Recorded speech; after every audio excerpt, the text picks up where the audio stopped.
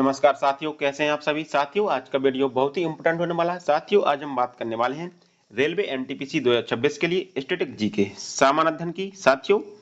इसमें हमने 15,000 important PYQ लेकर आए हैं साथियों। इसमें हम लगभग सभी प्रीवियस क्वेश्चन पेपर देखेंगे साथियों। रेलवे के द्वारा एनटीपीसी की एग्जाम डेट निकाल दी गई है।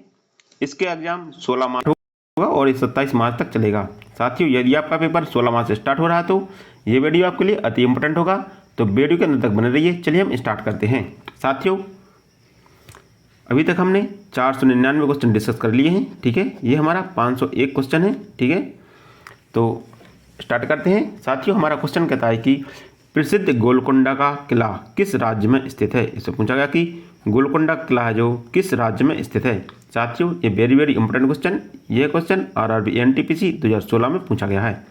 तो आपको बताना है कि इसका राइट आंसर क्या होगा। तो इसका राइट आंसर होगा ऑप्शन बी, तेलंगाना, ठीक है। गोलकोंडा का किला तेलंगाना राज्य में स्थित है साथियों। बात करते हैं तेलंगाना की राजधानी की। तो तेलंगाना की राजधानी हैदराबाद है। क्या है? हैदराबाद है। तेलंगाना की स्थापना 2014 में की गई थी। इसकी स्थापना कब की गई थी? इसकी स्थापना 2014 में आंध्र प्रदेश को अलग करके की गई थी, ठीक है। ये आंध्र प्रदेश से अलग हुआ था, ठीक है। चलते हैं अगले क्वेश्चन की तरफ। हमारा अगला क्वेश्चन है विजयनगर साम्राज्य के पहले राजा कौन थे। इससे पूछा गया कि विजयनगर साम्राज्य के पहले राजा कौन थे साथियों। Very important question. यह क्वेश्चन आरआरबी एनटीपीसी 2016 में पूछा गया है। तो आपको बताना है कि विजयनगर साम्राज्य के पहले राजा कौन थे साथियों। इसका राइट आंसर होगा ऑप्शन सी, हरिहर प्रथम, ठीक है। हरिहर प्रथम विजयनगर साम्राज्य के पहले राजा थे साथियों। बात करते हैं विजयनगर साम्राज्य की। विजयनगर साम्राज्य मध्यकालीन भारत का एक साम्राज्य था। कौन था? विजयनगर साम्राज्य मध्यकालीन भारत का एक साम्राज्य था। इसकी स्थापना 1336 ईस्वी में हरिहर और बुक्का नामक दो भाइयों ने की थी, ठीक है। इसकी स्थापना 1336 ईस्वी में हरिहर और बुक्का नामक दो भाइयों ने की थी। विजयनगर की राजधानी हम्पी है। इसकी राजधानी हम्पी है। यह कर्नाटक राज्य में स्थित है। यह कहाँ पर है? यह कर्नाटक राज्य में है। यदि आपसे पूछा जाए किस नदी के किनारे है, तो यह तुंगभद्रा नदी के किनारे स्थित है। कहाँ पर है? यह तुंगभद्रा नदी के किनारे है, ठीक है। चलते हैं अगले क्वेश्चन की तरफ। हमारा अगला क्वेश्चन है साथियों, हमारा अगला क्वेश्चन कहता है कि उस इंजीनियर का नाम बताइए जो हम्पी के खंडरों को दुनिया के समक्ष लाया था। इससे पूछा गया कि उस इंजीनियर का नाम बताइए जो हम्पी के खंडरों को दुनिया के समक्ष लाया था साथियों। ये वेरी इंपोर्टेंट क्वेश्चन। यह क्वेश्चन कई बार परीक्षाओं में रिपीट हुआ है। यह क्वेश्चन आरआरबी एनटीपीसी 2021 में भी पूछा गया है। तो आपको इसका राइट आंसर बताना है कि इसका राइट आंसर क्या होगा। तो इसका राइट आंसर होगा option A, colonel Colin Mackenzie, ठीक है। कर्नल कॉलिन मैकेंजी थे जिन्होंने हम्पी के खंडरों को दुनिया के समक्ष लाए थे। तो इसका राइट आंसर ऑप्शन ए होगा। हमारा अगला क्वेश्चन है साथियों, हमारा अगला क्वेश्चन कहता है कि विख्यात महिला कवित्री और भगवान कृष्ण की भक्त मीराबाई वर्तमान में किस राज्य की एक राजपूत राजकुमारी थी। इससे पूछा गया कि जो मीराबाई थी वो वर्तमान में किस राज्य की एक राजपूत राजकुमारी थी साथियों। Very important question. यह क्वेश्चन आरआरबी एनटीपीसी 2022 में भी पूछा गया है। तो आपको बताना है कि इसका राइट आंसर क्या होगा। तो इसका राइट आंसर होगा ऑप्शन बी, राजस्थान, ठीक है। जो मीराबाई थी वो राजस्थान के मेड़ता राजघराने की राजकुमारी थी। तो इसका राइट आंसर ऑप्शन बी होगा साथियों। बात करते हैं मीराबाई के जन्म की। इनका जन्म कब हुआ था? तो मीराबाई का जन्म 1498 ईस्वी में चाकोरी गांव में हुआ था कि चौकरी गांव में हुआ था, ठीक है। इनकी कुछ रचनाएं हैं, मीराबाई कुछ रचनाएं हैं। इनकी रचनाएं हैं नरसी जी का मायरा, नरसी जी का मायरा। इनकी दूसरी रचना है राग गोविंद, राग गोविंद। इनकी तीसरी रचना है मियाँ का मल्हार, ठीक है। मियाँ का मल्हार इनकी रचना है साथियों। हमारा अगला क्वेश्चन कहता है कि दासबोध मुख्य रूप से किसकी रचनाओं और उपदेशों का संकलन है। इसे पूछा गया कि जो दासबोध है वो किसकी रचनाओं और उपदेशों का संकलन है। आपको बताना है कि इसका राइट आंसर क्या होगा। तो इसका राइट आंसर होगा ऑप्शन सी, समर्थ रामदास। जो दासबोध है वो रामदास के रचना और उपदेशों का संकलन है। साथियों, रामदास थे वो महाराष्ट्र के कवि थे। कौन थे? वह महाराष्ट्र के कवि थे। जो दासबोध है यह मराठी भाषा में लिखी गई है। किस भाषा में? यह मराठी भाषा में लिखी गई है। हमारा अगला क्वेश्चन है, साथियों हमारा अगला क्वेश्चन कहता है कि माधवाचार्य ने माधव निदान की रचना की, जिसमें अध्याय विशिष्ट रूप से रोग का ज्ञात करने पर आधारित है। इससे पूछा गया कि माधवाचार्य की जो माधव निदान है उसका कौन सा अध्याय विशिष्ट रूप से रोगों के निदान करने से संबंधित है। आपको बताना है कि इसका राइट आंसर क्या होगा। तो इसका राइट आंसर होगा ऑप्शन बी, 69। अध्याय 69 है जो रोगों के उपचार से संबंधित है। तो इसका राइट आंसर ऑप्शन बी होगा। हमारा अगला क्वेश्चन है, साथियों हमारा अगला क्वेश्चन कहता है कि श्री शंकराचार्य संस्कृत विश्वविद्यालय भारत में कहाँ स्थित है। साथियों यह क्वेश्चन आरआरबी ग्रुप डी 2022 में पूछा गया है। तो आपको बताना है कि श्री शंकराचार्य संस्कृत विश्वविद्यालय भारत में कहाँ पर स्थित है। साथियों इसका राइट आंसर होगा ऑप्शन बी, केरल। श्री शंकराचार्य विश्वविद्यालय भारत के केरल राज्य के कोच्चि में स्थित है। यह कहाँ पर है? केरल राज्य के कोच्चि में स्थित है। और इसकी स्थापना की बात करें तो इसकी स्थापना 1993 ईस्वी में की गई थी। कब? इसकी स्थापना 1993 ईस्वी में की गई थी। तो इसका राइट आंसर ऑप्शन बी होगा। हमारा अगला क्वेश्चन है, साथियों हमारा अगला क्वेश्चन कहता है कि वेंकटेश्वर, जिन्हें वेंकटचलपति, श्रीनिवास और बालाजी के नाम से भी जाना जाता है, हिंदू भगवान का एक रूप है। इससे पूछा गया कि जो वेंकटेश्वर हैं वो किस हिंदू भगवान का एक रूप है। तो वेंकटेश्वर भगवान विष्णु का एक रूप है। इसका राइट आंसर ऑप्शन सी होगा। हमारा अगला क्वेश्चन है, साथियों हमारा अगला क्वेश्चन कहता है कि हंस संप्रदाय एक प्रमुख संप्रदाय है जिसमें अनुयायी मुख्य रूप से भगवान की पूजा करते हैं। इससे पूछा गया कि जो हंस संप्रदाय है उसमें किस भगवान की पूजा की जाती है। साथियों यह क्वेश्चन आरआरबी ग्रुप डी 2022 में फर्स्ट सेकंड शिफ्ट में पूछा गया है। तो ये वेरी वेरी इंपॉर्टेंट क्वेश्चन है। ठीक है, आपको बताना है कि जो हंस संप्रदाय है उसके अंतर्गत किस भगवान की पूजा की जाती है। तो हंस संप्रदाय के जो अनुयायी हैं वह भगवान राधा कृष्ण और राधा की पूजा करते हैं। किसकी? भगवान कृष्ण और राधा की पूजा करते हैं। तो इसका राइट आंसर ऑप्शन सी होगा। हमारा अगला क्वेश्चन है, साथियों हमारा अगला क्वेश्चन कहता है कि मीराबाई कहाँ की राजपूत राजकुमारी थी। साथियों वेरी वेरी इंपॉर्टेंट क्वेश्चन, यह क्वेश्चन आरआरबी एनटीपीसी 2021 में पूछा गया है। तो आपको बताना है कि मीराबाई कहाँ की राजपूत राजकुमारी थी। साथियों मीराबाई का जन्म 1498 ईस्वी में हुआ था। इनका जन्म हुआ था 1498 ईस्वी में चोकरी गांव में हुआ था। मीराबाई का जन्म 1498 ईस्वी में चोकरी गांव में हुआ था। यदि हम इसकी मृत्यु की बात करें, इनकी मृत्यु कब हुई थी? तो इनकी मृत्यु 1546 ईस्वी में हुई थी। इनकी मृत्यु कहाँ हुई थी? 1546 ईस्वी में हुई थी। वो ये राजस्थान के मेड़ता जिले की राजकुमारी थी। ठीक है, तो इसका राइट आंसर ऑप्शन बी होगा। हमारा अगला क्वेश्चन है, साथियों हमारा अगला क्वेश्चन कहता है कि विशिष्ट द्वैत दर्शन के संस्थापक कौन थे। साथियों वेरी वेरी इंपॉर्टेंट क्वेश्चन, ये कई बार परीक्षा में रिपीट हुआ है। तो आपको बताना है कि विशिष्ट द्वैत दर्शन के संस्थापक कौन थे। तो विशिष्ट द्वैत दर्शन के संस्थापक रामानुजाचार्य थे। कौन थे? रामानुजाचार्य थे। तो इसका राइट आंसर ऑप्शन बी होगा। हमारा अगला क्वेश्चन है, साथियों हमारा अगला क्वेश्चन कहता है कि 1600 से 1700 की अवधि की धार्मिक शिक्षक मियाँ मीर किस राज्य से संबंधित थे। इससे पूछा गया कि 1600 से 1700 की अवधि के धार्मिक शिक्षक जो मियाँ मीर थे वो किस राज्य से संबंधित थे। साथियों इसका आपको राइट आंसर बताना है कि इसका राइट आंसर क्या होगा। साथियों यह क्वेश्चन आरआरबी एनटीपीसी 2021 में पूछा गया है। तो इसका राइट आंसर होगा ऑप्शन सी, पंजाब।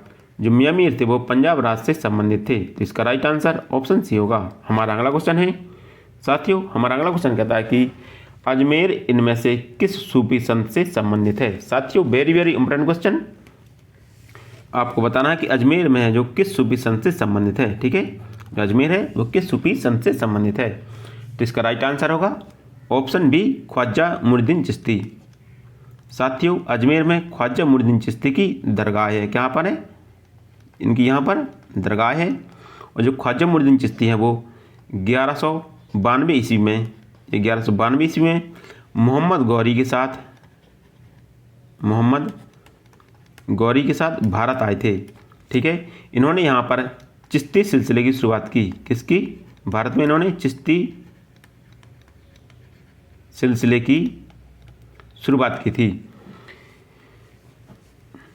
चलते हैं अगले क्वेश्चन की तरफ। हमारा अगला क्वेश्चन है साथियों, हमारा अगला क्वेश्चन कहता है कि संत कबीर का जन्म कहाँ हुआ था। इससे पूछा गया कि संत कबीर का जन्म कहाँ पर हुआ था। साथियों, यह क्वेश्चन कई बार परीक्षा में रिपीट हुआ है। यह क्वेश्चन आरआरबी एनटीपीसी 2021 में भी पूछा गया है।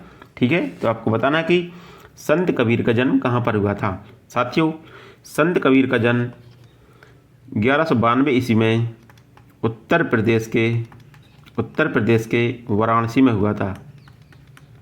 इनका जन्म 1192 ईस्वी में उत्तर प्रदेश के वाराणसी में हुआ था। साथियों, यदि हम बात करें इनकी मृत्यु कब हुई थी, तो इनकी मृत्यु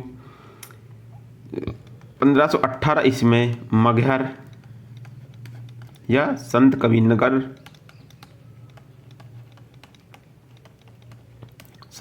में हुई थी। तो इसका राइट आंसर होगा ऑप्शन सी, वाराणसी।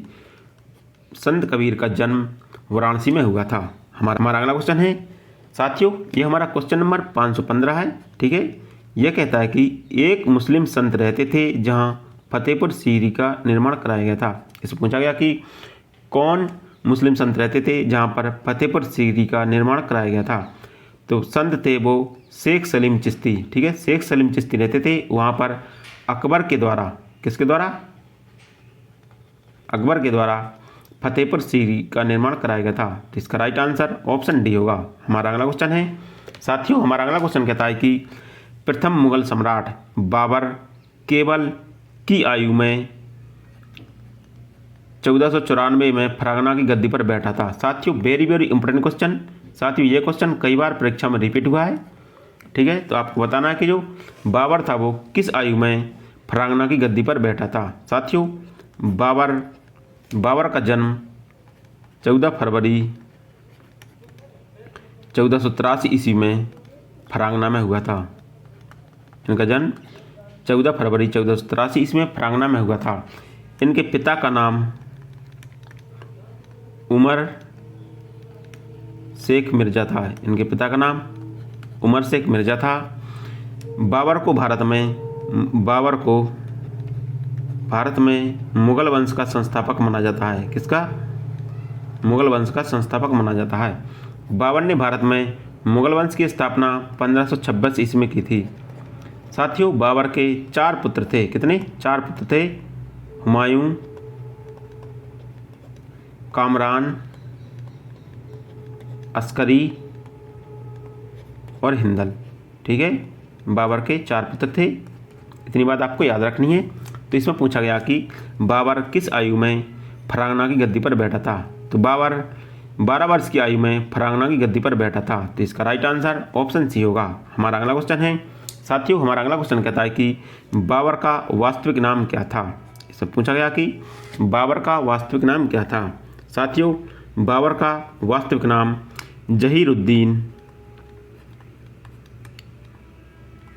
जहीरुद्दीन मोहम्मद बाबर था। क्या था? बाबर का नाम जहीरुद्दीन मोहम्मद बाबर था। बाबर को भारत में मुगल वंश का संस्थापक माना जाता है। बाबर को भारत में मुगल वंश का संस्थापक माना जाता है। बाबर ने भारत में 1526 ईस्वी में मुगल वंश की स्थापना की थी। बाबर ने भारत पर 5 बार आक्रमण किया। कितनी बार? बाबर ने भारत पर 5 बार आक्रमण किया। साथियों, बाबर की मृत्यु 26 सितंबर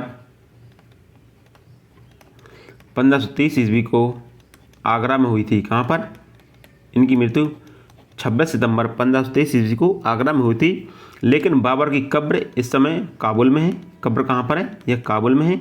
ठीक है, तो बाबर का वास्तविक नाम था जहीरुद्दीन बाबर। ठीक है, जहीरुद्दीन मोहम्मद बाबर। तो इसका राइट आंसर ऑप्शन डी होगा। हमारा अगला क्वेश्चन है साथियों, हमारा अगला क्वेश्चन कहता है कि बाबर ने इब्राहिम लोदी को कब हराया था। साथियों, वेरी वेरी इंपॉर्टेंट क्वेश्चन। यह क्वेश्चन कई बार परीक्षा में रिपीट हुआ है। तो आपको बताना है कि बाबर ने इब्राहिम लोदी को किस युद्ध में हराया था। तो बाबर और इब्राहिम लोदी के बीच पानीपत का प्रथम युद्ध हुआ था। पथ का प्रथम युद्ध 1526 ईस्वी में हुआ था, जिसमें बाबर विजय हुआ और इब्राहिम लोधी पराजय हुए थे। इस युद्ध में बाबर ने इब्राहिम लोधी की मृत्यु कर दी और बाबर ने भारत पर मुगल वंश की स्थापना की थी। ठीक है, तो इसका राइट आंसर होगा ऑप्शन डी 1526। 1526 पानीपत के प्रथम युद्ध में बाबर ने इब्राहिम लोधी को पराजित किया था। हमारा अगला क्वेश्चन है साथियों, हमारा अगला क्वेश्चन कहता है कि नवंबर 1525 में स्थापित होने के बाद बाबर दिल्ली से 80 किलोमीटर की उत्तर की ओर पानीपत में 21 अप्रैल को इब्राहिम लोधी से मिला था। इससे पूछा गया कि बाबर इब्राहिम लोधी से कब मिला था। तो बाबर इब्राहिम लोधी से 1526 ईस्वी को पानीपत के प्रथम युद्ध में मिला था। तो इसका राइट आंसर ऑप्शन ए होगा। हमारा अगला क्वेश्चन है साथियों, हमारा अगला क्वेश्चन कहता है कि पानीपत का प्रथम युद्ध किस वर्ष लड़ा गया था। इससे पूछा गया कि पानीपत का प्रथम युद्ध है जो किस वर्ष लड़ा गया था। साथियों ये वेरी इंपॉर्टेंट क्वेश्चन है। यह क्वेश्चन आरआरबी जेई 2019 में पूछा गया है और आरआरबी ग्रुप डी 2018 में पूछा गया है। तो यह कई बार परीक्षा में रिपीट हुआ है। तो आपको बताना है कि पानीपत का प्रथम युद्ध कब हुआ था। तो पानीपत का प्रथम युद्ध 1526 ईस्वी में बाबर और इब्राहिम लोधी के बीच हुआ था। किसके बीच? बाबर और इब्राहिम लोधी के बीच हुआ था। तो इसका राइट आंसर ऑप्शन सी होगा। हमारा अगला क्वेश्चन है, इसमें पूछा गया कि पानीपत का प्रथम युद्ध कहाँ हुआ था। इससे पूछा गया कि जो पानीपत का प्रथम युद्ध है वह कहाँ पर हुआ था। तो साथियों पानीपत का प्रथम युद्ध हरियाणा में है। ठीक है, पानीपत है जो हरियाणा में है वर्तमान में। ठीक है, और पानीपत का प्रथम युद्ध 1526 ईस्वी में हुआ था। तो इसका राइट आंसर ऑप्शन ए होगा हरियाणा। हमारा अगला क्वेश्चन है साथियों, ये हमारा क्वेश्चन नंबर 524 है। इसमें पूछा गया कि निम्नलिखित में से उस विकल्प का चयन करें जो मुगल सम्राट के कालक्रम को सही क्रम में दर्शाता है। इसमें पूछा गया कि कौन सा विकल्प सही है जो मुगल सम्राट के कालक्रम को सही क्रम में दर्शाता है। साथियों इसमें 4 विकल्प दिए गए हैं जिसमें मुगल सम्राट के कालक्रम दिए गए हैं। तो इसमें कौन सा विकल्प है जिसमें मुगल सम्राट के शासकों का सही क्रम दिया गया है। तो साथियों जो मुगल सम्राट है उनके सम्राटों का क्रम देखते हैं। पहले था बाबर, ठीक है, फिर था हुमायूं, हुमायूं के बाद अकबर, अकबर के बाद जहांगीर, ठीक है, जहांगीर को हम सलीम के नाम से जानते हैं, सलीम, ठीक है, जहांगीर के बाद आया शाहजहां, शाहजहां को हम खुर्रम, खुर्रम के नाम से जानते हैं, ठीक है, फिर आया औरंगजेब, औरंगजेब, ठीक है, औरंगजेब को जिंदा पीर,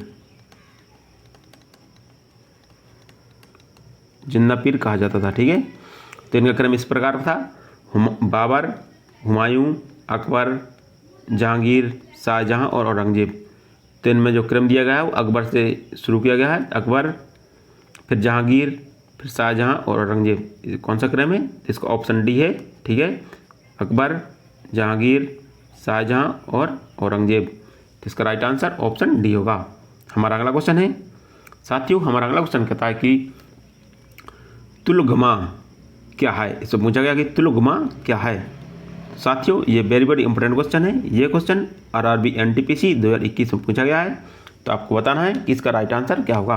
तो इसका राइट आंसर होगा ऑप्शन सी। इसका राइट आंसर होगा कि बाबर द्वारा इस्तेमाल की जाने वाली एक सैन्य रणनीति है, ठीक है। जो तुलगमा है वो बाबर के द्वारा इस्तेमाल की जाने वाली एक सैन्य रणनीति है। तो इसका राइट आंसर ऑप्शन सी होगा। हमारा अगला क्वेश्चन है साथियों, ये हमारा क्वेश्चन नंबर 526 है। साथियों ये वेरी इंपॉर्टेंट क्वेश्चन, ये क्वेश्चन आरआरबी जेई 2019 में पूछा गया है। इसमें पूछा गया कि मैं जीतने के बाद बाबर को गाजी मान लिया गया था। इसमें पूछा गया कि किस युद्ध को जीतने के बाद बाबर को गाजी मान लिया गया था। तो खानवा युद्ध जीतने के बाद बाबर को गाजी मान लिया गया था। साथियों खानवा का युद्ध 17 मार्च 1527 ईस्वी को हुआ था, ठीक है, 17 मार्च 1527 ईस्वी को हुआ था। यह युद्ध बाबर और राणा सांगा के बीच हुआ था। किसके बीच? राणा सांगा के बीच हुआ था, जिसमें बाबर विजय हुआ और राणा सांगा पराजित हुए थे, ठीक है। इस युद्ध के बाद बाबर ने गाजी की उपाधि धारण की थी। हमारा अगला क्वेश्चन है साथियों, हमारा अगला क्वेश्चन कहता है कि खानवा का युद्ध किस वर्ष लड़ा गया था? साथियों वेरी वेरी इंपॉर्टेंट क्वेश्चन, आपको बताना है कि खानवा का युद्ध है जो किस वर्ष लड़ा गया था। तो खानवा का युद्ध 1527 ईस्वी में लड़ा गया था। यह युद्ध बाबर और राणा सांगा के बीच लड़ा गया था। किसके बीच? बाबर और राणा सांगा के बीच लड़ा गया था। इसका राइट आंसर ऑप्शन बी होगा।